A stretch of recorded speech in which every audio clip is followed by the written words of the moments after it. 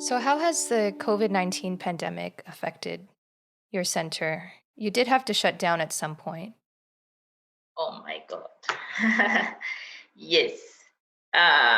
For me, like in Silver Belt, it was hard because last year we were in different places. It was hard for me to manage. It was really expensive renting places, houses, and yet they know you're putting in a school or so you find the rent is really high, it's very expensive.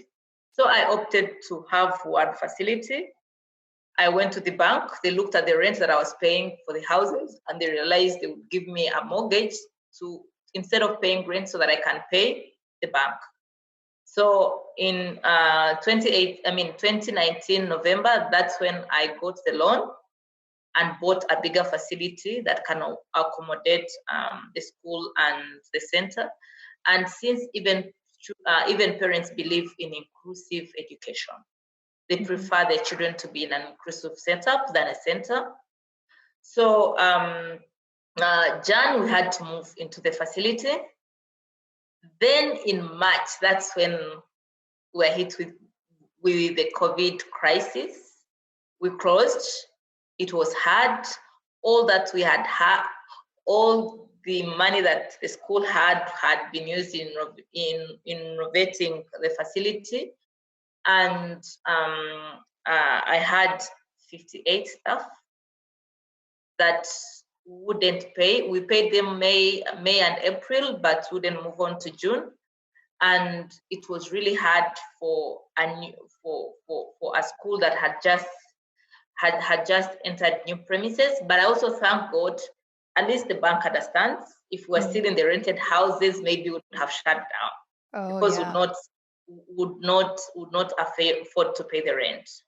Okay. Yeah, so we closed for 3 months. Then June we opened the center, but I was worried because I knew the school was supporting the center, and I didn't think the center would support itself till now. It has really affected us, and we had to lay off some staff because we would not afford to pay all of them. But so far, we thank God. So during the time that you were closed, were you offering something to the families or to the students virtually? Yes. During from March to June, we were doing online learning, but it was really hard for parents. Some would not, they would call and say, we can't do this, we can't manage the children. So even the parents are the ones that had to talk to the ministry so that they would let the children come back to school, because they would not help the children home. It was hard for them. Yeah. Yeah. How were you supporting your staff throughout that time? It was hard, and some of my staff, I also rent houses for them, especially the ones that are not Rwandans. So it was hard. I had to cut their pay and pay them 50%, which we agreed on because we are looking at the situation.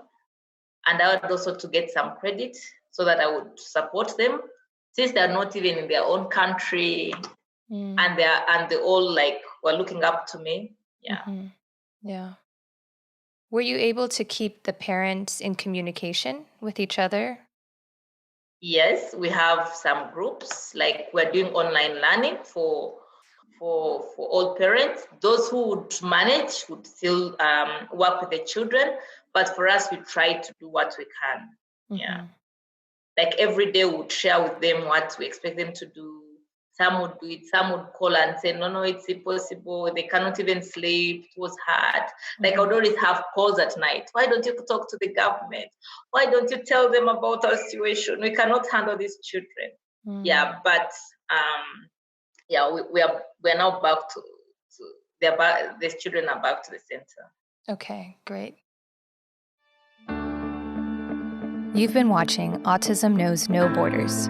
If you like this video, please give it a thumbs up and subscribe to our channel. Also, we'd love to hear from you, so let us know what you think in the comments section. Click here to watch this interview in its entirety. You can also find us on your favorite podcast app. Tune in each week for engaging conversations of how people across the globe are inspiring change and building community. Thanks for watching. Take care.